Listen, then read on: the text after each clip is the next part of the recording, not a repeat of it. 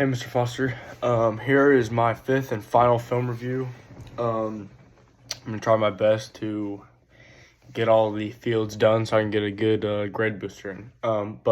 So for my fifth film review, I watched the movie Oppenheimer. I watched this movie because I've heard and seen the amount of Oscars it won this year, and just the amount of love it's been getting. But one thing that when I started it, I saw how long it was going to be, and I was like, maybe not. But once was finished with it, I was like, dang, that was already 3 hours. I feel like it was a very fast but intriguing movie. So basically, it's based during World War II. Robert Oppenheimer is to work at the top of the secret Manhattan Project. Oppenheimer and a team of scientists spend years developing and designing the atomic bomb. They test run it in the facility and it works, and my favorite scene is when they're all shocked.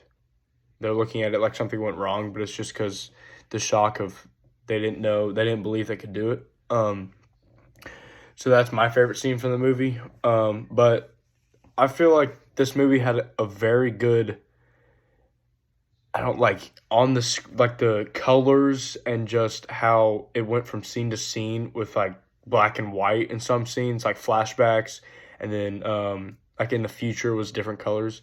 It was kind of hard to follow along at first, but then it got pretty easy, and once you got into it and understood it, it was super good. But I liked how the movie was kind of mysterious. He's kind of a mysterious guy, real big brainiac. And it's a true story and based on a true story, so it's just cool to kind of think about nuclear power and how much power it really has, and how Oppenheimer was working with some of the top dogs in the scientific realm. Like Albert Einstein is in the movie. He meets like the president and all this stuff and gets caught on trial. The trial is also a big scene in the movie that I enjoyed. But so basically, that's what the themes and messages of this movie is, kind of just giving the backstory of this, of who Oppenheimer is and how important he was in the war. And so what about this film or production is especially unique? I already said that. It kind of pushes boundaries on every. I mean, this is a future film, but it's going to push boundaries on many other films. I would say it has game-changing technology. Not that we haven't seen it before, but just the way it's used. In the explosion scene where it's like the bunch of fire coming up. There's like 5 minutes of just like the violins playing and the explosion. I thought that was super cool. So this film won many awards. Actually, here's the ones from this year, the Oscars it won.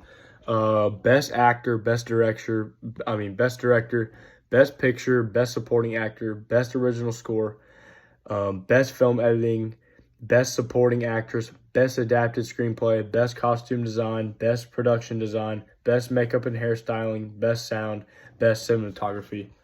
And that's just a small list of the awards it's won this year. And the Oscars is the highest honor that you can achieve in the movie sense. I would say it's the GOAT so far. Like for not really a documentary, but kind of the nuclear power.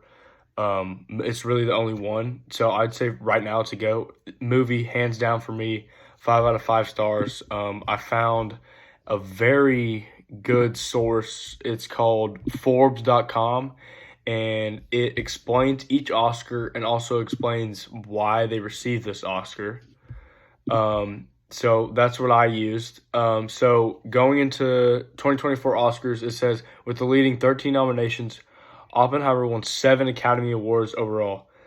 Statues, Best Picture, all of them. I said Nolan's win for Best Direction was his first Oscar win in 8 nominations. He also shared the Best Picture Oscar, which is fellow Oppenheimer producer Emma Thomas and Charles Roven. So I found that source interesting because it kind of gives the backstory of how the producer got started and how he's been in this run, but this is his biggest movie by far and his biggest success. So that's my sources. My personal critiques and takeaways, I'd say, like I've been saying, it's empowering and kind of just it's a fun watch and a mysterious watch. It kind of keeps you on the edge of your seat, and makes you pay attention because of the flashbacks from past, present, future. You kind of have to pay attention to that. But so yeah, that's my understanding of the movie, and I would say this will easily be. It should crack AFI Top 100. I know it's already been ranked. It's already the AFI Top 100 is already done, but I know this can creep in there. It's already won many awards and many to come. So yeah, this is one of my favorite, if not my favorite, film review I've done so far. So thank you, Mr. Foster, for a great year. That's it.